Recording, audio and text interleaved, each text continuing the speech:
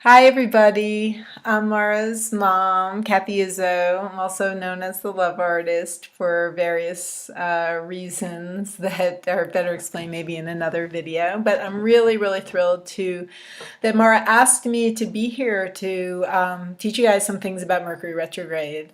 We're kind of in the same business, Mara and I, in different flavors of the same business. So we're very careful. We both have strong presence and strong will, so we're really careful with our boundaries around the work. And it's really an honor that she asked me to be here with you, and I take it. I feel respected and I respect her. I just wanted to start that way. I love you, Mara. So I just taught a class this week on Mercury retrograde. I've been working with astrology since I was pregnant with Mara, so it's like 30 years. And I taught a class this week to a group of women on Mercury retrograde. It was a longer class, and it was very clear in the class that people really didn't understand, the difference between the astrology of what's happening right now, or they understood the difference, but they didn't understand how it related to their chart when they were born. So I just want to show you really quick. I just happen to have this here because I'm about to do a reading. So when you see an astrological chart, I'm going to keep it very simple, so don't freak out. This is the horizon line, and this is the picture of this woman. She happened to be born on Halloween, and she's about to have a baby almost on Halloween. It's very exciting. But anyway, so this is the horizon line, and then you can see there's they don't make the full lines. You can see these lines here. Basically, the sky is divided into the 12 astrological signs, and then the signs that are below the horizon, they are underneath the earth. They're not in the night sky, but they're still in the sky, but they're, on the other side of the planet. And then these are the signs that were in the sky when she was born. So that's a picture of the moment when she was born, where all the planets were. Now, today, there is a picture. This is like a snapshot. There's also a picture right at this moment when I'm talking of the sky and what planets are in the sky above and the sky below.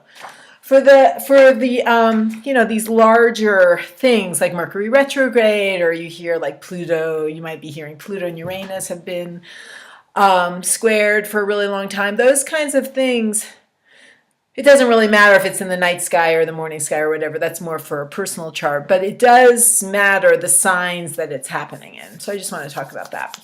And so first of all, I just want to say, and I know this is one of the reasons why Mara asked me to speak, is I don't see Mercury retrograde as a negative thing. Mercury retrograde is the kind of thing, it's like being left-handed, it's like being on your moon time, it's like,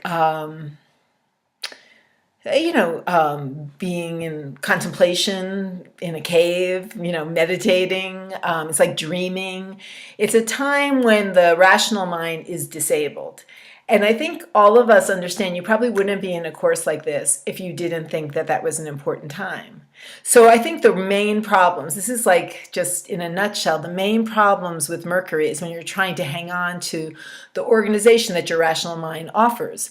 And sometimes we really need that to happen. That's why they say don't sign contracts, don't make plans. You can do that, but you need to leave room for the spontaneity, the synchronous, the magical occurrences. So it's just like tread lightly and be very close to your intuitive process.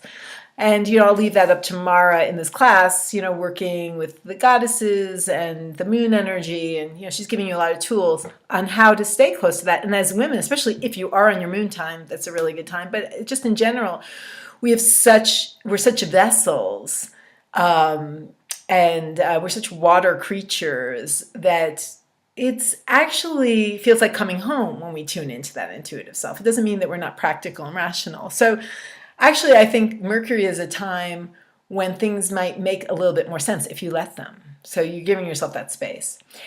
I want to just explain just one last thing about Mercury retrograde, though. So Mercury retrograde is basically, first of all, Mercury doesn't really go backwards. It only appears to go backwards because of our relationship with the sun.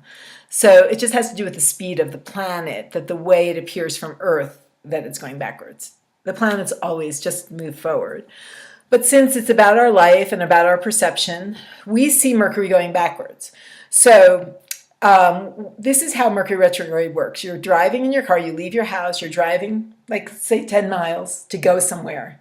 So you drive on that road, you're watching everything on the way, you see some things happening. Maybe it doesn't seem that important yet. You get to the spot, you realize you forgot something. So you turn around and you go back those same 10 miles. This is the retrograde period. And you might be like, everything's been disabled. So you have this different perspective. You're more sensitive, you're more vulnerable. And maybe the things you see on that route, that same route you just rode on, really differently. Like something is getting to you. Then you get back home, you pick up the thing you forgot, and then you go back on that road, back over the 10 miles. And now you're really integrating because you've been, that's the third time. That's Mercury retrograde. So the way I see it, and I'm going to give you some dates in a second. The way I see it, so the retrograde period is just the period when you turn around and go back. The 2 times going forward are called the shadow period. So for this Mercury retrograde, we were in the shadow period from September 14th to October 4th. Then it's retrograde from October 4th to October 25th. And then the other shadow period, when you catch back up, is from October 25th to November 10th. So that's the whole period. So really, it would be crazy to take all that time off and think it was all bad luck. It's ridiculous. But the way I look at it is that time is a time when you really need the spirits, the planets, the creator, the source energy, whatever it is, the goddess, wants you to really pay attention to that time. So it's kind of like in hindsight that you really understand why or what was happening. It's kind of hard to figure out while you're in it. So just stay with the flow. So Mercury's been in retrograde 3 times this year. So I think it might be helpful while you're waiting for this time to pass, while you're in your contemplation, to think about the other 2 times, because you might see something. So the first time Mercury was in retrograde this year was February 6th through the 28th. That's just the retrograde period, and there would be a shadow period a week or so before and after. The second time was June 7th through July 2nd. That was kind of a long retrograde, particularly long. And then this time, October 4th through the 25th. And then if you are completely baffled, good thing about a video, you can watch it a few times and take notes. One of the really magical things I love about astrology is this thing called Sabian symbols. And just like some of you might do the I Ching, there is this couple, it was a love affair in 1925, this couple, Mark Edmund Jones and Elsie Wheeler, 1925. It's a long story, you can look it up on the internet, but they were in love and had all sorts of hardships, and somehow through their spiritual practice, they channeled a little koan for each sign of the zodiac. So if you look up Sabian symbols, it's Sabian symbols, or I can give it to Mara to give to you. You can look up if you know what degree of whatever sign you were born in, you can look that up. But I just want to tell you so each degree, as the planets are moving through, if you divide each sign into 30 degrees, so each day is a degree for your birthdays. I looked up before I came on. I had looked it up before, but I just wanted the perfect language, and it's so gorgeous. So the period that we are going back and forth, the beginning of Mercury retrograde was 2nd degree of Scorpio. A delicate bottle of perfume lies broken, releasing its fragrance. A delicate bottle of perfume lies broken, releasing its fragrance. Broken, maybe chaos, but releasing its fragrance. So beautiful, right? And then the end is, after a storm, a boat stands in need of reconstruction. So things are getting, I'm not going to lie to you, things are getting dismantled. I told a client the other day, I feel like their lives are in a Vitamix, or my life too, but a beautiful fragrance is being released. Our minds are being disabled for a reason, because we need to recalibrate, let go of things that don't ring true. We're kind of getting forced to do that. So I'm going to end there.